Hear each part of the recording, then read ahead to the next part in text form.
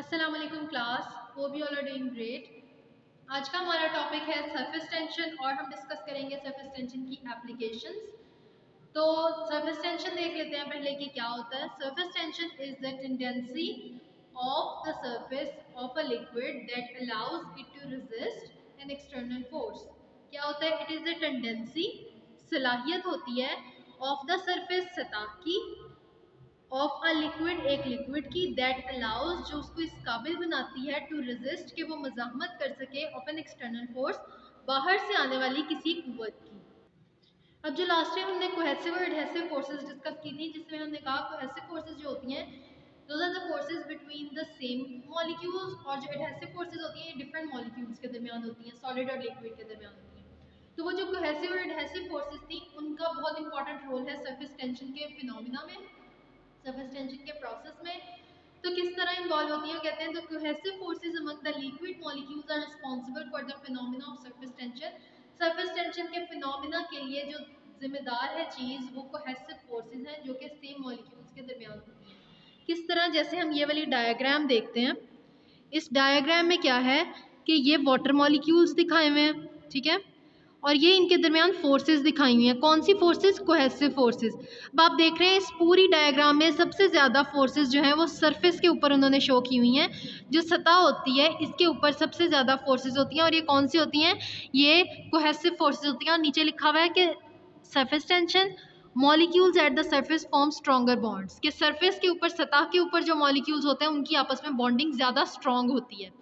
अच्छा, तो surface tension का जो फिनोमेना है, इसकी डेफिनेशन तो आपको समझ आ गई होगी कि एक ऐसी सलाहियत है जिसकी वजह से जो लिक्विड होता है उसकी सरफेस पे एक ऐसी फोर्स क्रिएट हो जाती है जिसकी वजह से वो बाहर से आने वाली किसी भी फोर्स को रेजिस्ट करता है। जैसे अगर हम देखें कि एक पॉन्ड है, एक तालाब है, उसके अंदर हम अगर पत्थर मारते हैं तो उसमें रिपल्स प्रोड्यूस होते हैं, गोल गोल दायरे।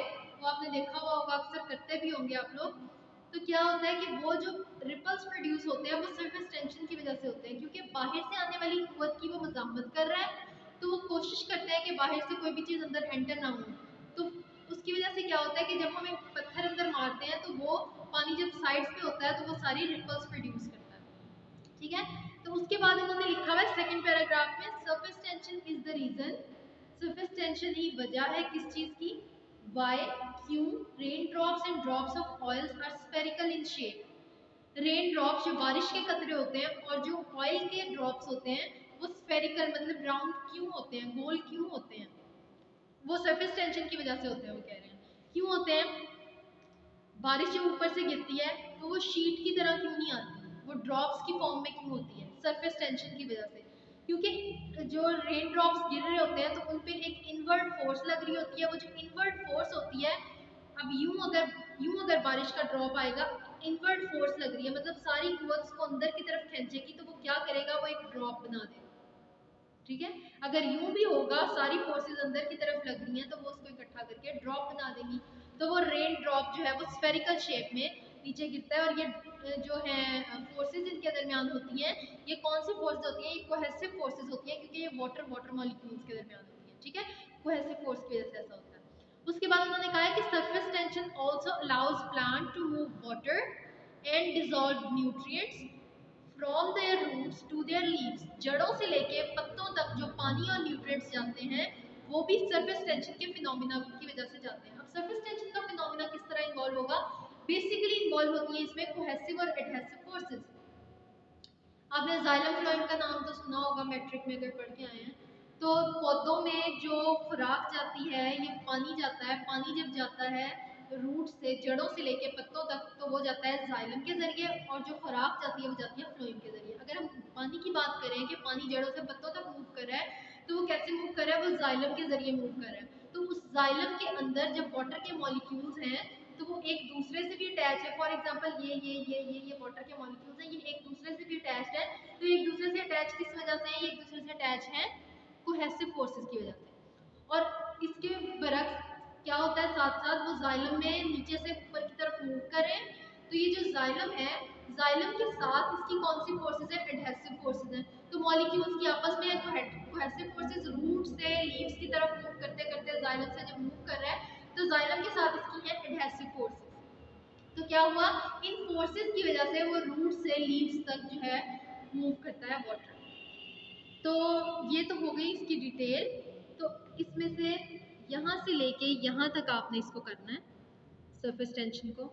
ये वाला पैराग्राफ रहने दें, लेकिन इसको एक दफ़ा स्टडी ज़रूर कर लिया करें, क्योंकि हम जो कुछ भी छोड़ते हैं वो हम क्वेश्चन कर रहे होते हैं शॉर्ट क्वेश्चन के एतबार से, लेकिन आपकी कोई भी लाइन एमसीक्यूज बन सकती है, तो आपने उसको एमसीक्यूज के लिए कभी भी नहीं छोड़ना। अच्छा जी, उसके बाद हम बात करते हैं next applications of surface tension in pharmacy की। तो इसमें वो कहते हैं the chemical activity, adsorption, chemical activity, ये किसी भी मॉलिक्यूल ने कितना एक्टिव होना है, उसका कितना इफेक्ट होगा। एडसॉर्प्शन, एडसॉर्प्शन कहते हैं मॉलिक्यूल की अटैचमेंट को, जुड़ने को, ठीक है, एडसॉर्प्शन। डिसोल्यूशन कहते हैं उसके हल होने को। बायो अवेलेबिलिटी कहते हैं किसी मॉलिक्यूल की, किसी ड्रग की अवेलेबिलिटी ब्लड में।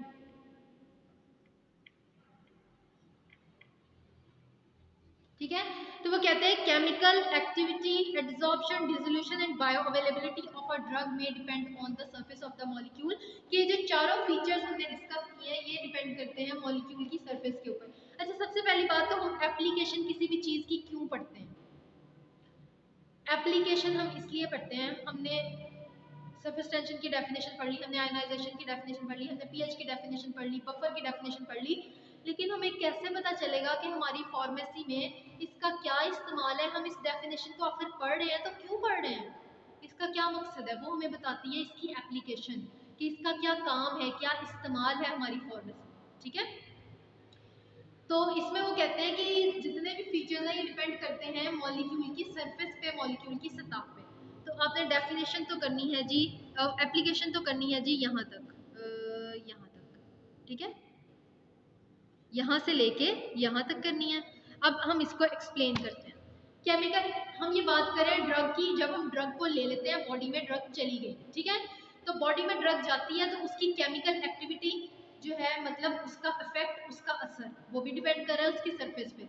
सरफेस पे कैसे डिपेंड कर रहा है कि हम कोशिश करते हैं कि जो मॉलिक्यूल्स हैं वो हमारे पास स्फेरिकल शेप के होने चाहिए, राउंड होने चाहिए, इसलिए। ठीक है, दूसरा फैक्टर आता है हमारे पास एडसॉर्प्शन। एडसॉर्प्शन कहते हैं अटैचमेंट, जुड़ने को। जब टैबलेट हमने लिया, टैबलेट हमारे स्टमक में चली गई, स्टमक में जाने के बाद सबसे पहले उसने क्या करना है, उसने डिसइंटीग्रेट होना है, टैबलेट टूट गई, उसके बाद क्या होना है, उसने डिसॉल्व होना है, डिसोल्यूशन, हल होना है। किस चीज़ में हल होना है, जिस पानी के साथ हमने वो टैबलेट ली थी उसी पानी में उसने हल होना है। इसलिए कहते हैं कि टैबलेट को विद 1 ग्लास ऑफ वाटर लेना चाहिए ताकि वो उसमें आसानी से हल हो सके। उसमें हल हो गई टैबलेट, ठीक है, तो उस प्रोसेस को हम क्या कहते हैं, डिसोल्यूशन, हल होने को। ठीक है, वो भी डिपेंड कर रहा है उसकी सरफेस पे कि स्फेरिकल होनी चाहिए मॉलिक्यूल्स।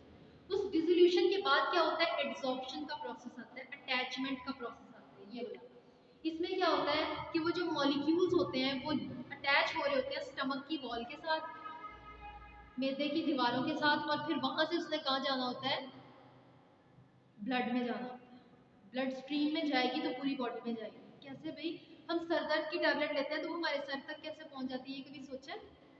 ये हमारे ब्लड के थ्रू पहुंचती है। हम स्टमक से मेडिसिन लेते हैं, सारी मेडिसिन यहाँ से ब्लड स्ट्रीम में जाती हैं, अब्जॉर्ब होके, और फिर हमारी बॉडी में डिस्ट्रीब्यूट हो जाती हैं। उसके बाद वो कहते हैं बायो अवेलेबिलिटी। बायो अवेलेबिलिटी कहते हैं ड्रग की हमारे ब्लड में मौजूदगी को, कि कितनी ड्रग, फॉर एग्जांपल हमने 100 mg की टैबलेट ली थी, तो उसमें से कितने mg ड्रग जो है वो हमारे ब्लड में पहुंच रही है, ब्लड को मिल रही है। ठीक है, तो ये होती है बायो अवेलेबिलिटी। तो ये जो सारे फीचर्स हैं ये डिपेंड करते हैं सरफेस ऑफ द मॉलिक्यूल पे। तो ये तो हो गया सरफेस टेंशन का टॉपिक, जिसमें हमने पढ़ी कोहेसिव फोर्स की डेफिनेशन, हेसिव फोर्स की डेफिनेशन, सरफेस टेंशन की डेफिनेशन, और applications of surface tension in pharmacy. That's all about today. See you tomorrow, inshallah. Allah.